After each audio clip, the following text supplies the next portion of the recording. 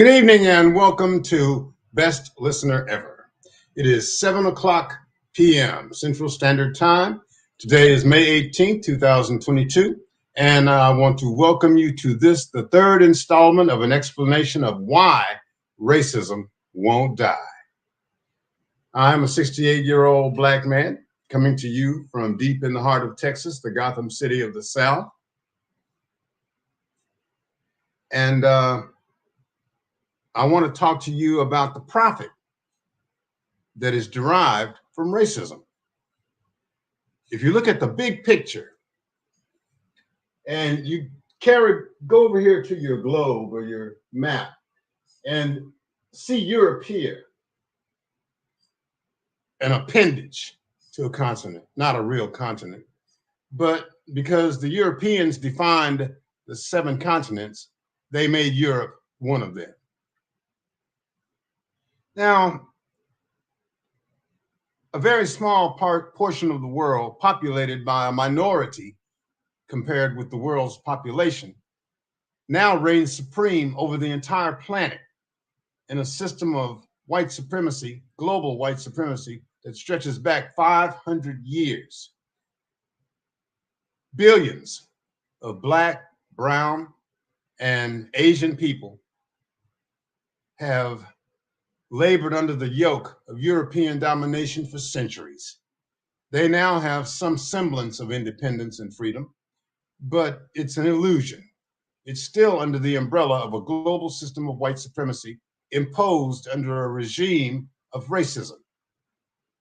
That racism has enabled it to derive gold, oil, people, cotton, and untold wealth from the people that the global system of white supremacy conquered and held as virtual slaves for hundreds of years all around the world. But I need to liken racism itself to cancer. It's not a very far-fetched analogy.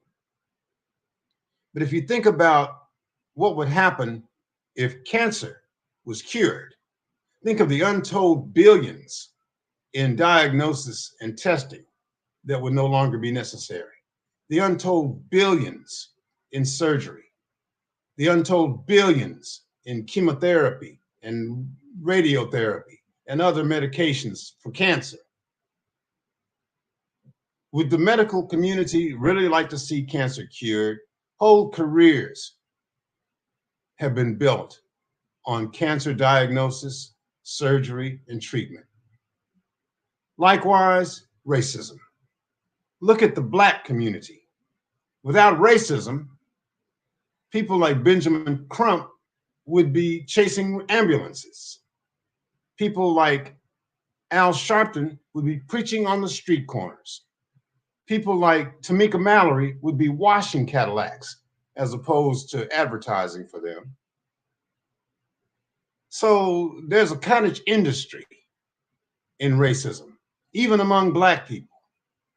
Without racism, they'd have nothing to convince other black people that they had something to fight for. Look at the politicians. How many of them would be able to say they were going to Washington, D.C. to do something other than fight for your right to be free of discrimination? No, they have a vested interest in maintaining racism just the way it is. And they don't care how many people die. Black people, people who look like them. They don't care how many people die to keep racism alive.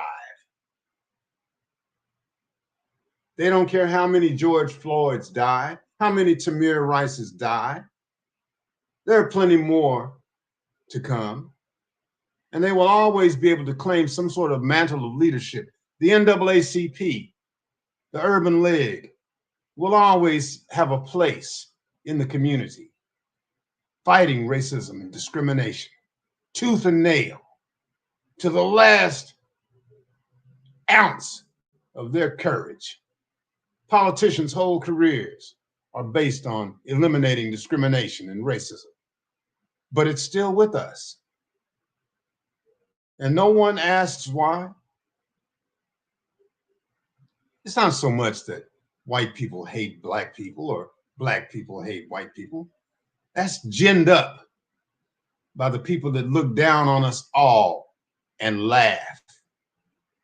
And some of them are black and brown and Asian.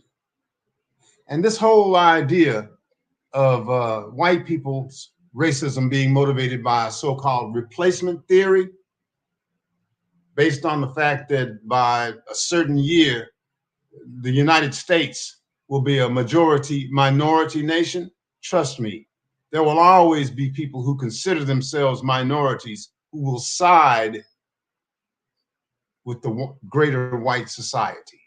So white people don't ever need to be worried about being outnumbered. There will always be enough black people and brown people and Asian people to identify with them as opposed to their black, brown, and Asian brothers.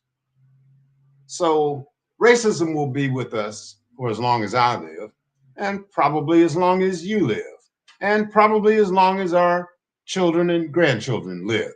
There's too much money involved. No? Look at it closely, and you'll see the truth in what I'm saying. And if you ever have an idea about challenging my views on it, I'll put the link up, and you can call in and we can bounce it back and forth.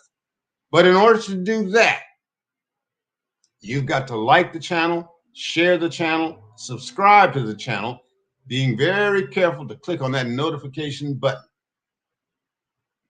Now, this has just been a very brief discussion of why racism won't die. If you examine it in your own mind and in your own experience, you'll come up with other reasons why it won't die. And they'll all be valid, and they'll all be true, and they'll be inescapable. It's just that you don't think about them. People think that you can eradicate racism,